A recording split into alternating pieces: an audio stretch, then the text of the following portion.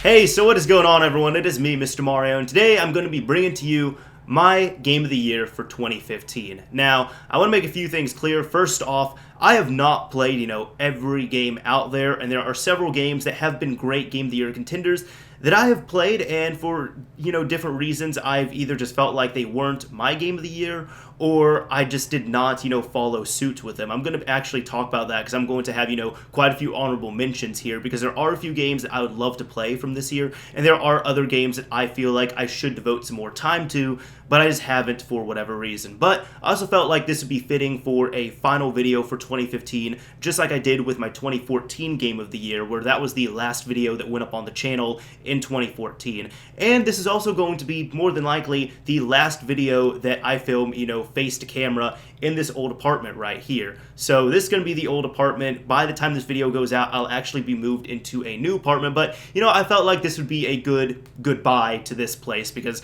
I've stayed here for almost 3 years and everything's been chronicalized on here, so pretty crazy with that. But getting into my Game of the Year for 2015. So this was a weird year for me because honestly, there was no game that stuck out as a Game of the Year to me until, close to the end of the year. I don't want to give too many hints before it actually pops up, but when I actually played this game, it was within the first hour. I was like, this right here, this is my Game of the Year.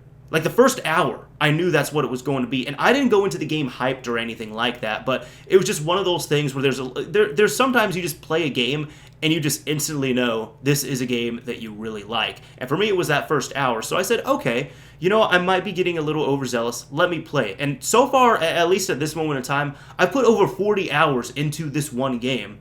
And I still have to say, this is my Game of the Year. Now, there are quite a few games I have not played that much. So, for example, The Witcher 3. I know a lot of people have said excellent things about that game. And I'm sure it's an excellent game, and that's actually getting a Game of the Year all across the board.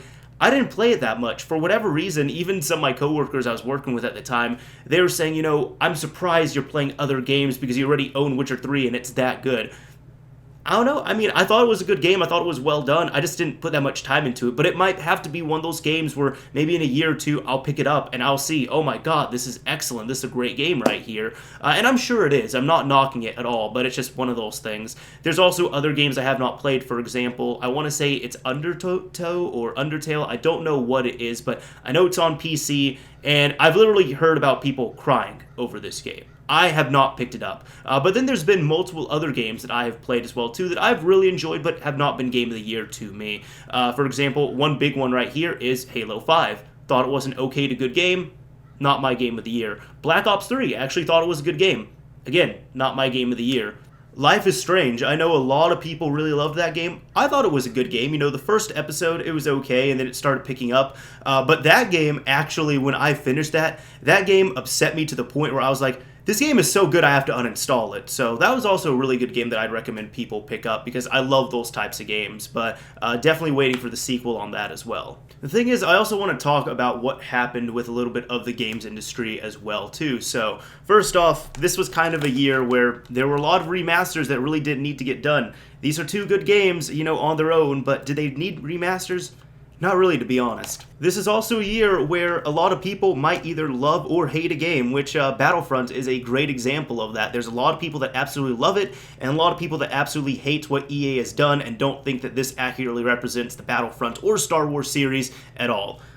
While as I actually have not played this one yet just because I haven't had the time to. Trust me, I'm doing other things. If I haven't had the time to, I did play it in beta, and I thought it was okay. I know this is going to be expanded upon it, but then again, I'm also not the biggest Star Wars fan, so there were not many feelings to hurt within me on this. But one game that is a perfect demonstration of that to me, especially showing that just because a game gets near perfect or perfect review scores does not mean it is a perfect game to everyone, is this game right here, Metal Gear Solid 5. I'm actually not a big fan of it, to be honest. Phantom Pain, I was not a huge fan of it. I have not gotten that far into the game because for whatever reason, I just cannot play it. I cannot get into it. I don't know what it is. And the weird thing is, it got excellent reviews, coming out. I know there was kind of some controversy behind it. And then there was even controversy, up to the release and after the release and everything with the way, they handled Hideo Kojima and all that. While several mechanics are excellent in this game, and they did quite a good job with several of the aspects on here, for some reason, I just couldn't get into it that much. I really don't know why. And the weird thing is, it's not just me. I've also talked with other people who are almost afraid to say that they don't like it or that they think it is a bad game. However, some of my friends that do absolutely enjoy it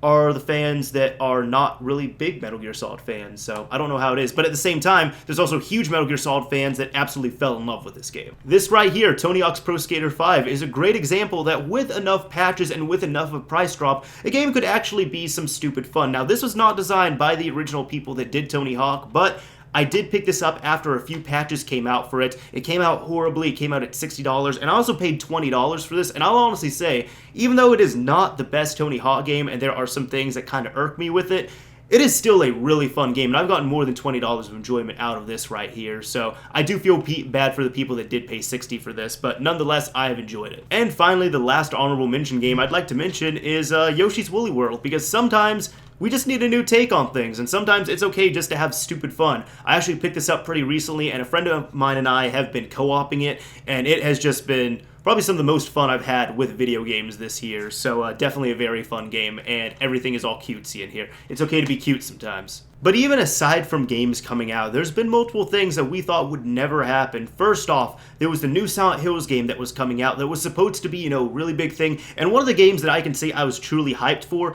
that completely got canceled. Then Kojima ended up breaking off from Konami, something that we never thought would happen. And that whole thing right there actually completely dissuaded Guillermo del Toro from ever working on a video game. He actually came out and said, well, I was going to work on a trilogy for THQ of, you know, some type of horror action games, but THQ went under. So then I decided to work with Kojima and Konami to work on a new Silent Hill game. You know, Silent Hill, everyone knows about that series. Konami, really well-known, renowned developer.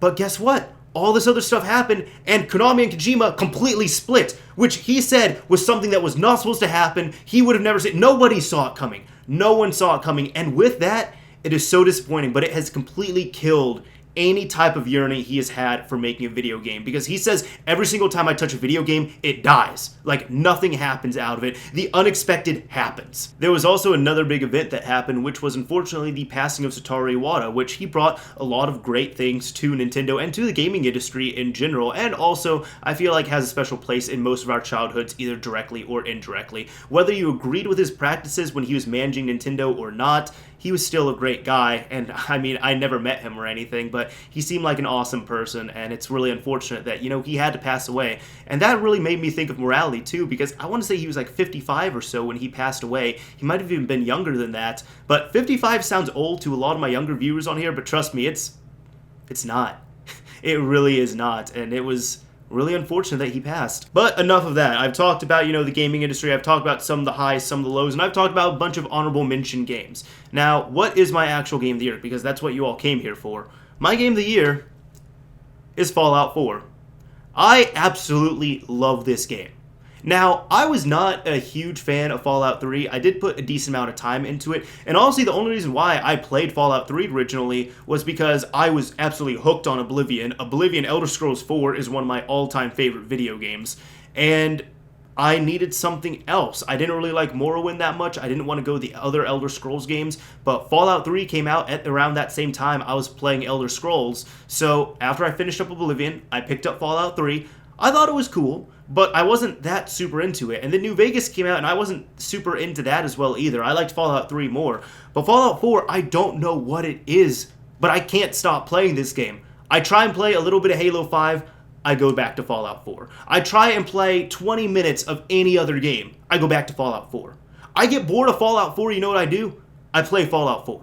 Now, this is not representative of my experience. In fact, it's more of a placeholder. You see, I've been playing the PC version, and the reason why I have the PS4 version right here is because I actually got a bundle of another PS4, and it came in that bundle. So I'm going to be selling this off. However, I did want to record a video while I was still owning it, just to have it as a physical placeholder. But if you can, play this game on PC. Seriously, just play this game on PC. So much better on there compared to the console versions. I've seen console footage. I'm not going to touch it on there, especially since, the PC will have better support. It will have better gameplay on there, and just everything, especially mods as well, too, that will actually work properly on there, as opposed to, just being all iffy on consoles if and when they are supported. So there's all that. But I've absolutely loved this game. It's given me a sense of, escape and just exploring a city that I have not felt since I was younger. My all-time favorite game, Grand Theft Auto 3, that's one of my all-time favorite games. Well, it is my all-time favorite game